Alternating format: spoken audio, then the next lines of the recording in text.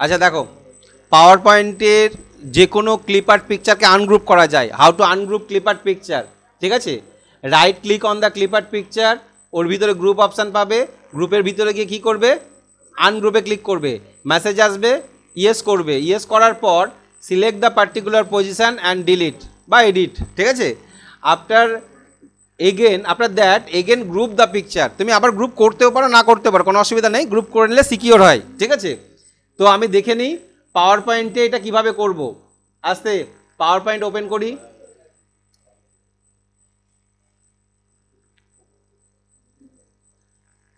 এই পাখিগুলো উঠছিল আগের দিন, তাই না? আচ্ছা, পাওয়ার পয়েন্টে আমি একটা নিয়েছি, আমি সব ডিলিট করে দিলাম, নিউ একটা পেজ নিয়েছি, ঠিক আছে? পেজটাকে কি বলা হয়, এখানে স্লাইড বলা হয়।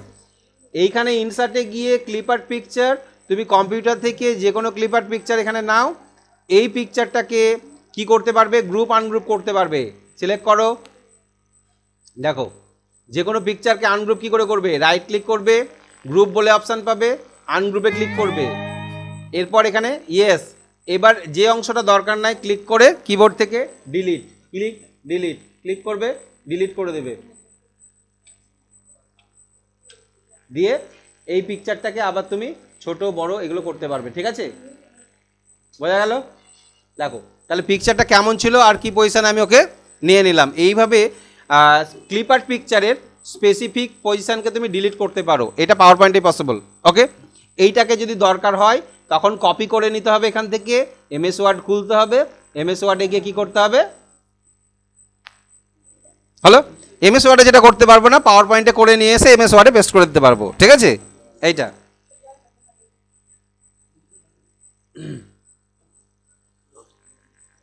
নেক্সট আসছে ব্যাকগ্রাউন্ড, এটা দেখিয়েছিলাম, স্লাইড ব্যাকগ্রাউন্ড হয়ে গেছে, সাউন্ড সাপোর্ট করবে এটা, ঠিক আছে?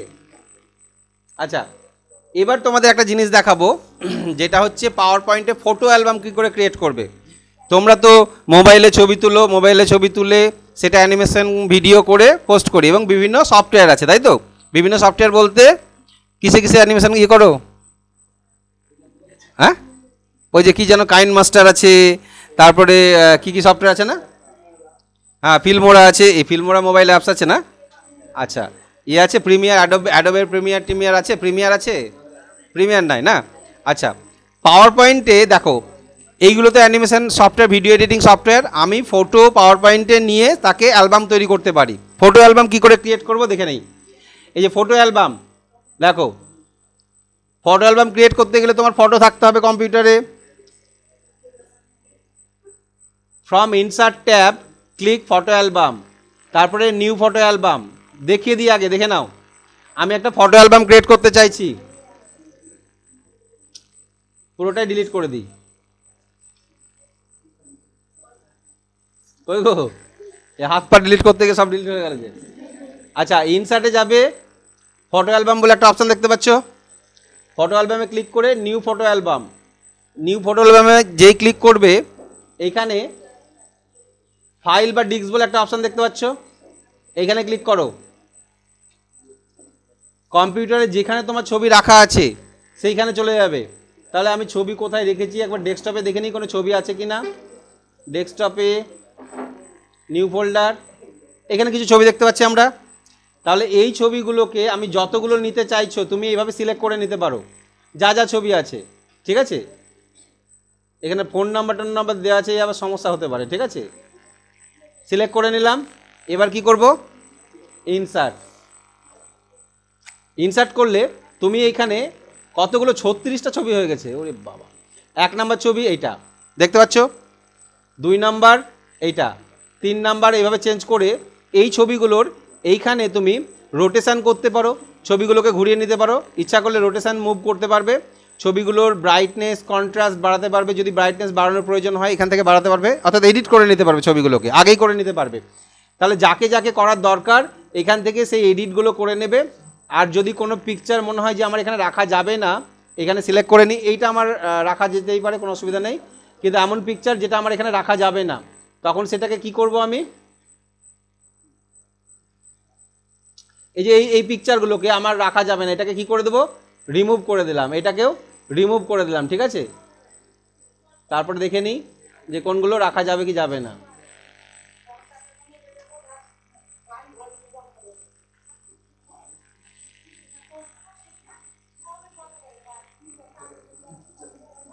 এইগুলো ঠিক আছে, তাহলে এগুলো রাখা যাবে, কোনো অসুবিধা নাই। এবার তুমি এটাকে কি করবে, এইখান থেকে থিম চুজ করতে পারো। থিম যদি চুজ করো, এরকম ব্রাউজে যাবে, কিছু থিম এখানে দেখতে পাবে। এই থিমগুলো প্রিভিউ দেখতে পাওয়া যাচ্ছে না। প্রিভিউ এখানে বড় করে যদি প্রিভিউ দেখা যায়, বড় করে এক্সট্রা লার্জ, কোনো প্রিভিউ দেখা যাচ্ছে না, ঠিক আছে। প্রিভিউ দেখা গেলে ভালো হতো। প্রিভিউ যেহেতু দেখা যাচ্ছে না, তুমি চুজ করে নিতে পারো এখান থেকে কোনো একটা থিম, যে কোনো একটা থিম চুজ করে নাও। এখান থেকে চুজ করো বা ওপর থেকেও নিতে পারি আমরা। তো চুজ করেই নিলাম কোনো একটা থিম, দিয়ে সিলেক্ট করলাম। সিলেক্ট করার পর এবার ক্রিয়েট করে দাও। তোমার একটা ফটো অ্যালবামের প্রেজেন্টেশন আলাদাভাবে তৈরি হয়ে যাবে। দেখো না, ক্লিক করো, ক্রিয়েট।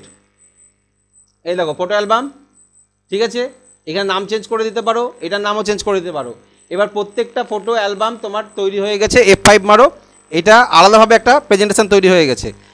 এবার এটা কি হবে, তোমাকে অন মাউস ক্লিক করা আছে, অর্থাৎ একটা একটা করে 1 বাই 1 আসছে, তাই না, একটা একটা করে আসছে।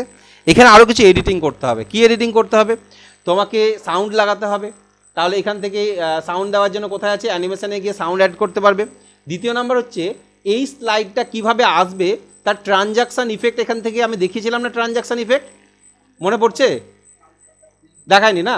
তাহলে এই স্লাইডটা কিভাবে আসবে, ট্রানজাকশান ইফেক্ট এইভাবে নেবে, তাহলে এই স্লাইডটা এইভাবে আসবে। পরের স্লাইডটা ক্লিক করবে, পরের স্লাইডে ট্রানজাকশান ইফেক্ট এইভাবে আসবে। এইভাবে ট্রানজাকশান ইফেক্টগুলো একটা একটা করে সিলেক্ট করে নিতে হবে তোমাকে। 4 নাম্বার স্লাইডে গেলাম, তার ট্রানজাকশান ইফেক্ট এখান থেকে তুমি দিয়ে দাও, এইভাবে আসবে, ঠিক আছে। এইভাবে সব দিয়ে দাও। এবার F5 মারো। আচ্ছা, অটোমেটিক হচ্ছে না অন মাউস ক্লিক হচ্ছে, অন মাউস ক্লিক হচ্ছে। অন মাউস ক্লিকটাকে তুলে দিয়ে, অন মাউস ক্লিক তুলে দিলে তো আবার অ্যাপ্লাই টু অল করলে সবারই হয়ে যাবে, তাই না। আচ্ছা, আমি আপাতত অটোমেটিকই থাক, F5 মারি। এবার এন্টার মারো। দেখো এইভাবে এলো ট্রানজাকশান, পরের স্লাইড এইভাবে, তারপরেরটা এইভাবে। তাহলে এইভাবে ট্রানজাকশান ইফেক্টগুলো আমরা দিতে পারি, সেট করে দিতে পারি। প্রত্যেকটা সেট করতে হবে। তার সঙ্গে কি আসবে, ইন্ডিভিজুয়াল সাউন্ড। এইটার জন্য কি সাউন্ড নেবে, এখান থেকে কোনো একটা সাউন্ড নিয়ে নিলে, এই সাউন্ডটা নিলাম এটার জন্য। এটা হচ্ছে ফার্স্ট, হ্যাঁ ফার্স্টের সাউন্ডটা, ফার্স্টের কিছু এইটা কোনটা গো, ওই সেদিনকে যেটা চলছিল ওই সাউন্ডটার ভিডিও যদি দিই তাহলে কপিরাইট দিয়ে দেবে, আবার অফ করতে হবে, ঠিক আছে। ওই সাউন্ডটা ভিডিওতে দেওয়া যাবে না, হ্যাঁ মানে হ্যাঁ শোনাই তাহলে, ঠিক আছে, দেখে নাও। ওকে, তাহলে পাওয়ার পয়েন্টের ফটো অ্যালবাম ক্রিয়েট করতে পারবে। এটা কিন্তু আলাদা একটা সেভ করে নিতে পারবে, সেভ করবে, দিয়ে এটার নাম দিয়ে দিতে পারবে আলাদাভাবে, ঠিক আছে। এটা আলাদা একটা প্রেজেন্টেশন তৈরি হয়ে যায়। তো আমরা তো ছিলাম এইখানে ছিলাম, কিন্তু এটা আলাদাভাবে দেখো তৈরি হয়ে গেছে। এটার নাম তুমি আলাদাভাবে দিয়ে সেভ করে নিতে পারবে, ঠিক আছে। এখানে সেভ করে নিতে পারবে ফটো অ্যালবাম বা কিছু একটা নাম দিয়ে সেভ করে নাও। ওকে, ও এই নামে অলরেডি আছে, তাহলে ফটো অ্যালবামের পাশে কোনো একটা কিছু লাগিয়ে দাও, 2025, ঠিক আছে। এই নাম দিয়ে আমি এটাকে সেভ করে নিলাম, সেভ হয়ে গেল। এখানে কাজ করলে করবে, না এটা বন্ধ করে দেবে, তাহলে ফটো অ্যালবাম নতুন করে ক্রিয়েট করতে পারবে, ঠিক আছে। ওকে,